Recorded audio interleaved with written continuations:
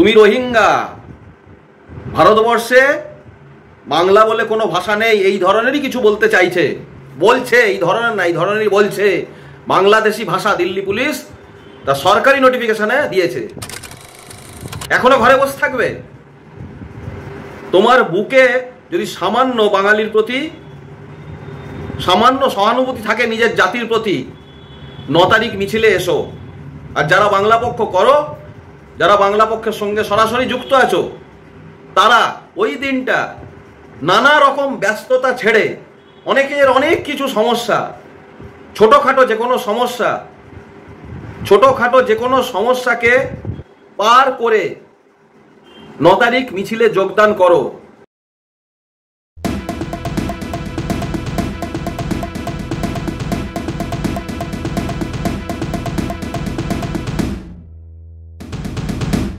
জয় বাংলা। গা জ্বালা করছে না বাঙালি তোমার? এই যে প্রত্যেক দিন বাঙালি পরিযায়ী শ্রমিকদের বিজেপি শাসিত রাজ্যে হাত পা ভেঙে পাঠানো হচ্ছে, দেহ টুকরো করে পাঠানো হচ্ছে, মুখের ভাষা বাংলা শুনলেই আগে বাংলাদেশি। দিল্লি পুলিশ, বিজেপির চামচারা, পশ্চিমবঙ্গে দিল্লির নিয়োজিত চাকর, বিজেপির চাকর, তারা বাংলা ভাষা কি, বাংলা ভাষার কিভাবে কারা বলে, বাংলা ভাষা কি বর্ণ, কি শব্দ, তারা নির্ধারিত করবে।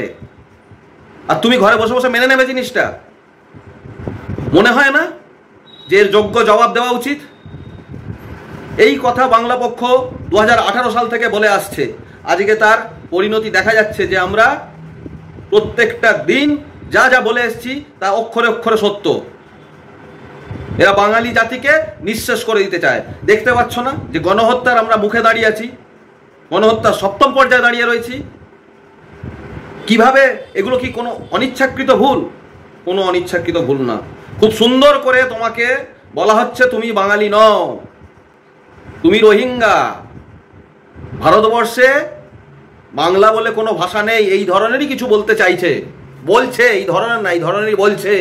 বাংলাদেশি ভাষা দিল্লি পুলিশ তার সরকারি নোটিফিকেশনে দিয়েছে। এখনো ঘরে বসে থাকবে? তোমার বুকে যদি সামান্য বাঙালির প্রতি সামান্য সহানুভূতি থাকে নিজের জাতির প্রতি, 9 তারিখ মিছিলে এসো। আর যারা বাংলা পক্ষ করো, যারা বাংলা পক্ষের সঙ্গে সরাসরি যুক্ত আছো, তারা ওই দিনটা নানা রকম ব্যস্ততা ছেড়ে, অনেকের অনেক কিছু সমস্যা, ছোটোখাটো যে কোনো সমস্যাকে পার করে 9 তারিখ মিছিলে যোগদান করো।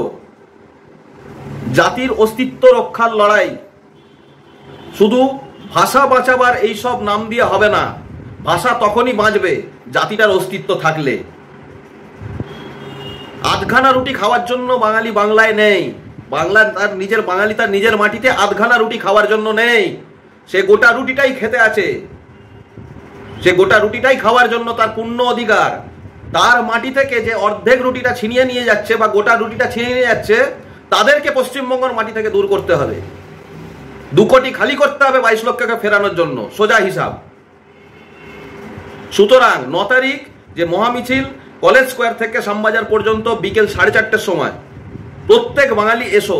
তোমার বুকের ভেতরে যদি বাঙালির প্রতি সামান্য সহানুভূতি থাকে, আর বাংলা পক্ষ সহযোদ্ধাদের বলছি যে তোমার ভেতরে বাংলা পক্ষ জন্মে থাকলে আমি জানি তোমরা অবশ্যই আসবে। জয় বাংলা।